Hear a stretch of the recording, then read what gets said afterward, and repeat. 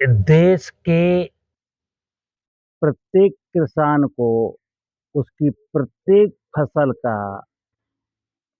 उचित मूल्य नहीं मिलता। हमको कई किसानों ने कहा कि किसान साहब एक चीज़ बताओ कि देश के किसानों को उनकी उपज का मूल्य क्यों नहीं मिलता? ये एक ऐसा विषय है जिसको बहुत ढंग से समझने की ज़रूरत है। तो मैंने उनको लिखा कि अगर मैं बिल्कुल सत्य बोल दूँगा तो नीतियाँ नाराज़ हो जाएँगी और उसके बावजूद भी किसान तो समझने वाला है नहीं। तो आज की तारीख में खेती किसानी से जुड़े हुए कई ऐसे सवाल हैं जिनमें एक तो सत्य कोई बोलता नहीं है और बोले भी क्यों? कोई किसान सत्य सुनता भी तो नहीं है। तो आज मैं अपने किसान भाइयों को एक जो उपज का भाव अधिक नहीं मिलता या किसी भी फसल की उपज का उचित मूल्य नहीं मिलता, बात इस पर कर रहा हूँ। तो समझना मित्र, एक अर्थशास्त्र का नियम है कि बाजार में किसी भी वस्तु का जो मूल्य है वो मांग एवं आपूर्ति पर निर्भर करता है। यानी कि अमुक वस्तु की आपूर्ति कितनी हो रही बाजार में, डिमांड कितनी, डिमांड एंड सप्लाई का फार्मूला यहाँ पर लागू होता है। नंबर एक। नंबर दो, किसान की सारी उपज कुछ तो बहुत ही कच्ची होती है, जैसे फल हैं, सब्जियां हैं, बिल्कुल कच्ची है, 2 दिन नहीं बिकेगी तो बेकार हो जाएगी। और अनाज भी कच्चा ही है लगभग, वो भी 6 महीने से ज्यादा आप रोक नहीं सकते, उसमें ग्रेन पेस्ट लग जाएगा। तीसरी चीज, किसान 85% हमारा लघु सीमांत श्रेणी का किसान है, जिसने अभी 20-25 हजार रुपए खर्च कर करके और 10-15-20 कुंटल कुछ उपज तैयार की है, तो उसको बाजार की उधारी भी चुकानी है। तो वो रोके भी तो कैसे रोके?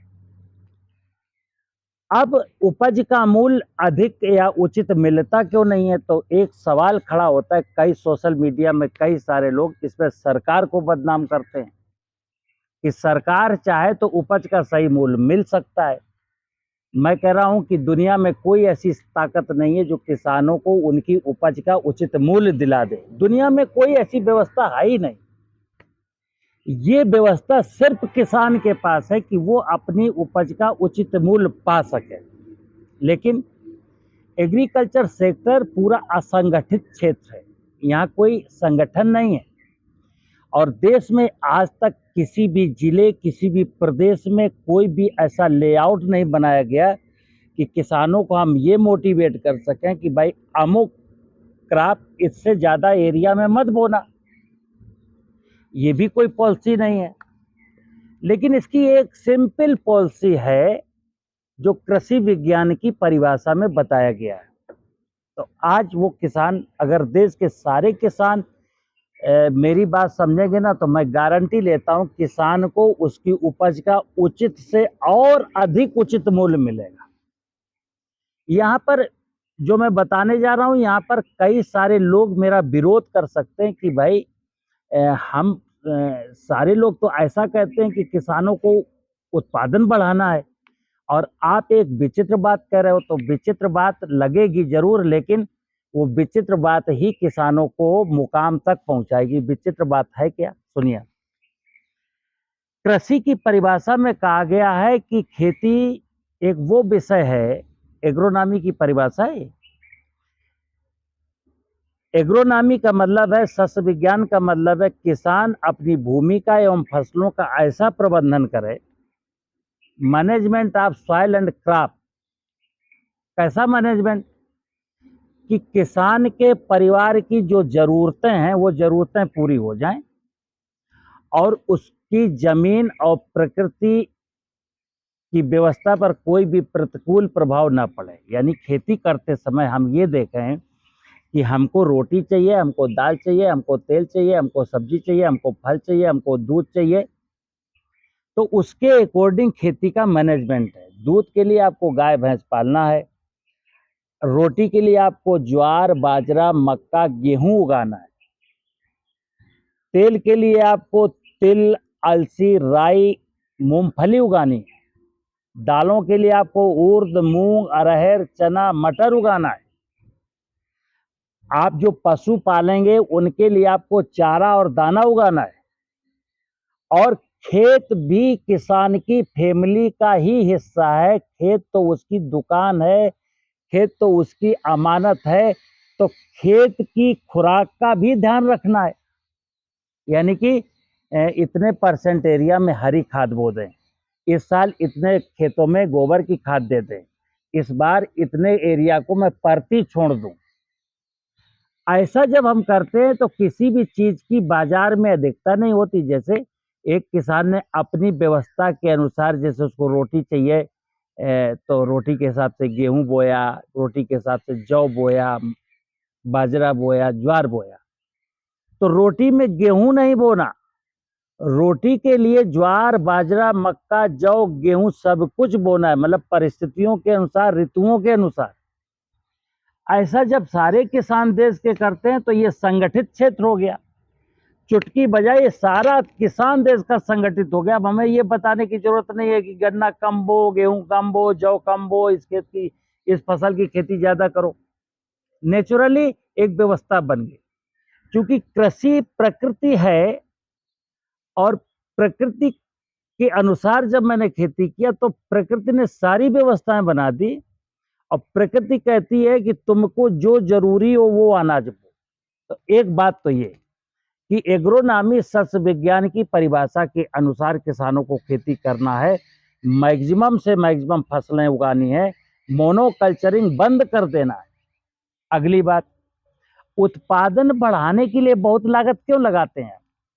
क्योंकि मैंने डिमांड एंड सप्लाई वाला जो रूल बताया कि अगर हमारे देश को किसी भी, मान लो टमाटर की जरूरत 3 मिलियन टन की है, मान लो, एक एग्जाम्पल दे रहा हूं, और इस देश में टमाटर 5 मिलियन टन हो गया, तो फिर टमाटर 1 रुपया किलो बिकेगा और किसान मंडी में फेंक के आएगा। आपने देखा है ना, प्याज कई बार 100 रुपया किलो बिक जाती है, कई बार प्याज मारी मारी घूमती है। मित्र, नीतियां चाहें भी तो किसान को उपज का भाव नहीं दे सकती, और अगर देंगी तो क्या होगा उसका भी उदाहरण सुन लीजिए। आज देश में गन्ने का एरिया इतना ज्यादा बढ़ गया कि डिमांड से 3 गुना ज्यादा गन्ना हो रहा है हमारे यहाँ।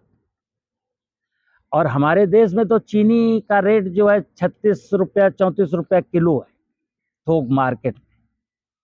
लेकिन ये चीनी, हमारे देश में जितनी भी सरप्लस चीनी है ना, उसको विदेशों में भेजने के लिए गवर्नमेंट को 1000, 1200, 1400 रुपए का घाटा उठा करके विदेश में चीनी भेजनी पड़ती है। गेहूं के लिए देख लीजिए, गेहूं का समर्थन मूल्य हो गया, हालांकि बहुत ज्यादा नहीं है 22 रुपया, लेकिन फिर भी 22 रुपया है ना, तो उसका दुष्परिणाम क्या हो गया? जहां जहां सिंचाई का साधन मिलता जा रहा है, लोग गेहूं का एरिया बढ़ाते जा रहे हैं, दलहनी तलहनी फसलों का एरिया कम होता चला जा रहा है। गेहूं का एरिया बढ़ने से, गन्ना का एरिया बढ़ने से, जिस भी क्रॉप का समर्थन मूल्य एश्योर्ड दे देगी ना सरकार, उसका एरिया बढ़ जाएगा, फिर से चीजें देश को नहीं मिलेंगी। तो सरकार के बस में तो है नहीं।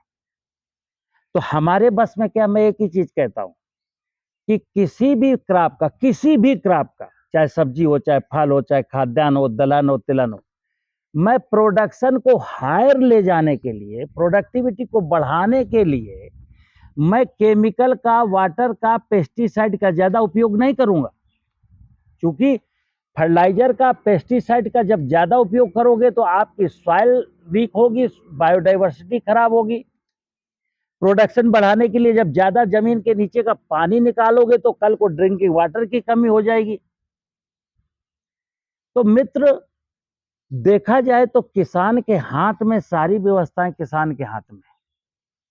हम कहते हैं कि अगर देश में टमाटर की जरूरत 3 मिलियन टन है और टमाटर 2.5 मिलियन टन हो, तो मैं दावे के साथ कहता हूं किसान को 20, 25, 30 रुपए किलो टमाटर का भाव मिल जाएगा। गेहूं की जरूरत अगर देश को 80 मिलियन टन की है और गेहूं का प्रोडक्शन 78 मिलियन टन होगा,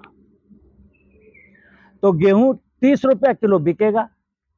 अब जरूरत 80 मिलियन टन की है, देश के किसानों ने 112 मिलियन टन पैदा कर दिया, यानी 32 मिलियन टन सरप्लस दे दिया। तो जब सरप्लस होगा तो क्या होगा? आप देख ही रहे ना क्या होगा, मुफ्त में अनाज बटेगा। ठीक है ना? तो आप देखिए ना मजबूरियां क्या है। तो मजबूरियां, अब इसमें क्या है, बीच का जो मिडिल मैन है, जैसे मैं सब्जी मंडी में देखता हूं, कई बार आंसू आ जाते हैं आंख में, कि किसान ने बैंगन बेचा केवल 4 रुपए किलो, कंज्यूमर को मिल रहा है 20 रुपए किलो।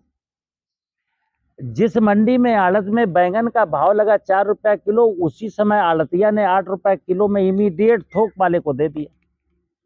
उसने 12 रुपए फुटकर वालों को दे दिया, फुटकर वालों ने 20 रुपए किलो कंज्यूमर को बेच दिया। किसान ने 4 महीना मेहनत की, उसको 4 रुपए किलो का भाव मिला। अब ऐसा हुआ क्यों?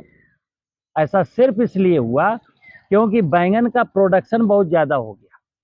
तो मैं निवेदन करूंगा, अब जैसे मैं एरिया तो मुझे नहीं पता कौन कितना बोएगा, लेकिन एक अनुरोध तो आप लोग स्वीकार कर सकते हो मेरा, कि आप किसी भी फसल का प्रोडक्शन बढ़ाने के लिए लागत मत बढ़ाइए, क्योंकि लागत बढ़ने पर आपको घाटा होता है। और लागत अगर ज्यादा नहीं लगाएंगे, मान लो फर्टिलाइजर कम डालेंगे, पेस्टिसाइड नहीं डालेंगे, पानी कम लगाएंगे, तो प्रोडक्शन तो डाउन होगा, लेकिन उपज का भाव उचित मिल जाएगा। इतनी सी बात है, सिंपल बात है कि आप सरप्लस प्रोडक्शन जब तक देते रहेंगे तब तक किसान को भाव नहीं मिलेगा, और सरप्लस प्रोडक्शन देने के लिए आप लागत ज्यादा लगाएंगे। वो लागत ही आपकी जमीन को बर्बाद कर रही है, वो लागत ही आपकी बायोडाइवर्सिटी को खराब कर रही है, वो लागत ही ह्यूमन हेल्थ को नुकसान पहुंचा रही है, वो लागत ही किसान को आत्महत्या करने के लिए मजबूर करती है। मुझे उम्मीद है आप मेरी बात समझे होंगे। नमस्कार।